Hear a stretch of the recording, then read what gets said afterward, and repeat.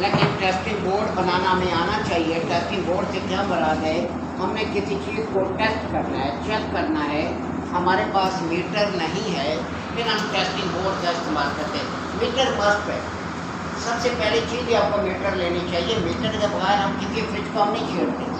कई मैकेनिक ये मीटर के बगैर गुजारा कर रहे थे। मीटर के बगैर आपका कुछ नहीं जाएगा, कस्टमर का सत्यानाश हो जाएगा। उसका कंप्रेसर जला के बैठे हुए, आपको पता नहीं है कंप्रेसर करंट कितना ले रहा है। हाँ चल रहा है, आप खुश हो रहे हैं, चल गया, कुछ देर बाद खुश हो जाएगा, स्पार्क हो जाएगा, धुआं निकलना शुरू हो जाएगा। अगले का 35-40 हज़ार पे आप फर्क करते हैं, आपका तो कुछ नहीं किया। तो ये चीज़ ध्यान में रखें, मीटर के बगैर कभी भी किसी मोटर को नहीं चलाना होगा। हमसे सबसे पहले मेन में मीटर ही लगाते हैं, एम्पेयर पर रखकर आया ये फ्रिज, ये डीप फ्रीज़र, ये वाटर डिस्पेंसर कितना करंट ले रहा है, कितने एम्पेयर ले रहा है, आया ये प्रॉपर एम्पेयर ले रहा है या ज़्यादा ले रहा है, अब हमें क्लियर है। अगर मीटर के बगैर आप चलाएंगे, आप चीज़ को चला बैठेंगे। अभी मीटर सस्ते हैं, पहले तो बहुत सस्ते थे, अब कुछ महंगे हो गए हैं। जो पहले 450-500 का में मीटर मिलता था, अब वो चला गया 1600-1800 का, तो 350 वाला मीटर। अभी भी 1400-1500-1600 का मीटर ले जाए, अभी 12 में है। फिर ऐसा सब चीज़ें महंगी हो रही है, सस्ती नहीं होने कभी भी। आप सोचेंगे कि चीज़ सस्ती होगी, नहीं। कलम मीटर सबसे पहले अगर आपने काम करना है, आपके पास कलम मीटर होना चाहिए। कलम मीटर सस्ता ले या महंगा ले, आप गलत इस्तेमाल करेंगे दोनों फारिग होंगे। आपका वहाँ 50,000 का मीटर क्यों ना लें, गलत आपने इस्तेमाल किया, फिर ये रिपेयर भी नहीं होता। आप हल्का मीटर ले लें, 1400-1500 का इस्तेमाल करें। आपको क्या कहता है तरीके से इस्तेमाल करें। हम भी हल्का ही रखते हैं, अच्छा मीटर नहीं रखते। हमें पता है हम फील्ड में जाना है, काम करना है, ये डैमेज हो जाएंगे। तो महंगा मीटर दुकान पे रखा हो तो दुकान पे रख सकते हैं, लेकिन साइडों पर हम जो लेके जाते हैं वो हल्का मीटर लेके जाते हैं, 1400-1500 महंगा नहीं लेके जाते। अब यहाँ पर हमारे पास क्या है, आप टेस्टिंग बोर्ड को कैसे बनाएंगे। टेस्टिंग बोर्ड से हम क्या करते हैं, किसी चीज़ को हम टेस्ट करते हैं। अब देखिए बड़ा इजी सर्किट है, इसके लिए आपने एक लैंप ले लेना है, यानी एक आपने बल्ब ले लेना है और साथ होल्डर ले लेना है। उसके बाद आपने क्या करना है, एक सॉकेट आपको चाहिए, उसके बाद एक स्विच आपको चाहिए।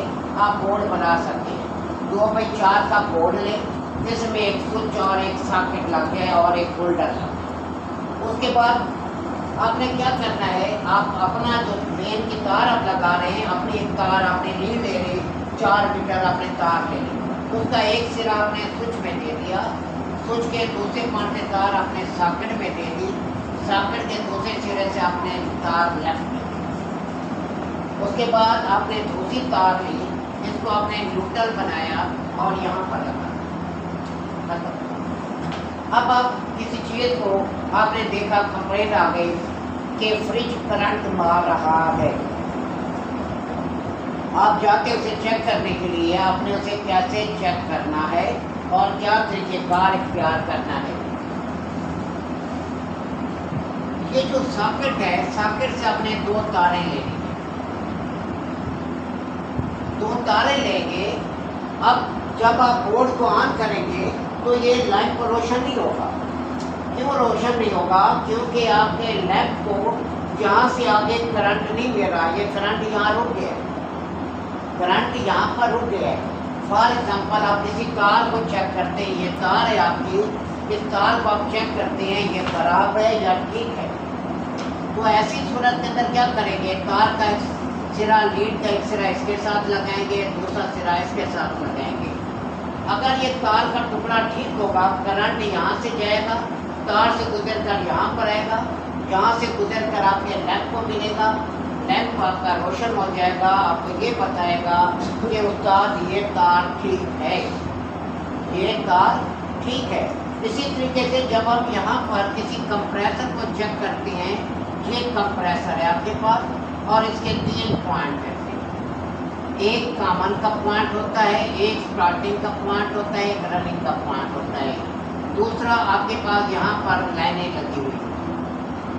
अब आपने क्या करना है, इस जगह से अपने रंग को उतारना है, टेस्टर ऐसे मारेंगे, रंग ना हो, रंग पर आपका करंट शो नहीं होगा, अब एक तार यहाँ लगा दें और दूसरी तार हम क्या करेंगे, हम कॉमन पे लगा देंगे।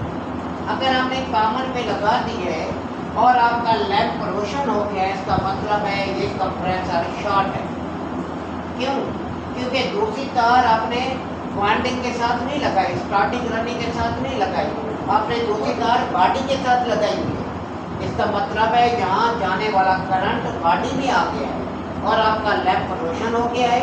ये मोटर, ये कंप्रेसर, ये पंखा शॉर्ट है। इस तरीके से आप किसी भी मोटर को, किसी भी पंखे को आप आसानी से चेक कर सकते हैं। जी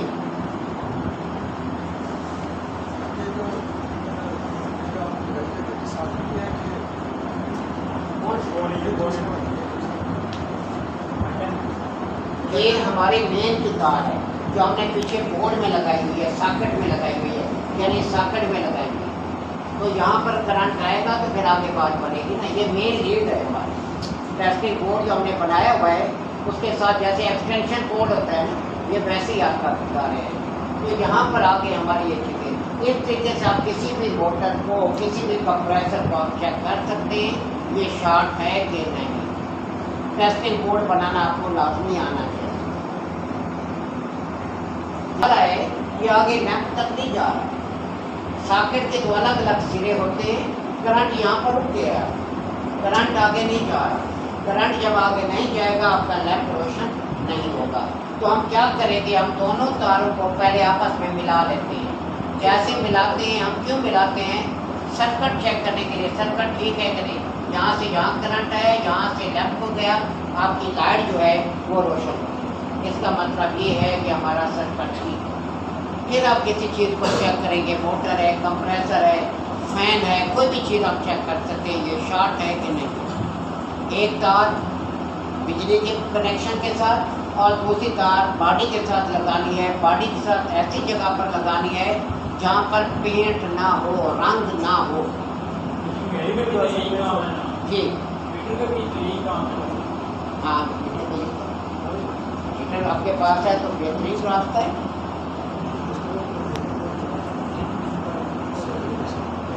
अगर आप मीटर से चेक करें, मीटर भी ऐसे आप चेक करेंगे, मीटर से भी अगर आप टेस्टिंग लैब से चेक कर रहे हैं, आपके पास मीटर नहीं है फॉर एग्जाम्पल, फिर आप टेस्टिंग बोर्ड से मदद लेंगे।